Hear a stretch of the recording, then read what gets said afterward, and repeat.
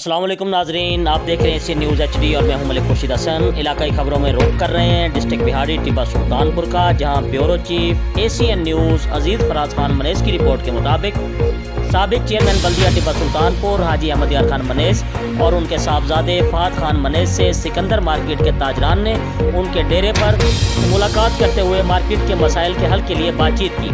ताजरान के वफद की क़यादत सदर अंजुमन ताजरान हैदर मार्केट अजीज़ फराज खान मनेस व सदर अंजुमन ताजरान न्यू आसिफ मनेस मार्केट चौधरी तारिक रशीद कबो ने की। इस मौका पर ताजरान की एक बड़ी तादाद भी मौजूद थी। फात खान मनेस ने ताजरों के मसाइल के हल का वादा भी किया और कहा कि बुजुर्गों की रिवायत को बरकरार रखते हुए पहले आने शहर की खिदमत में कोई कसर नहीं छोड़ी जाएगी। जी मज़ीद खबरों से बाखबर रहने के लिए देखते रहिए एशियन न्यूज़ HD।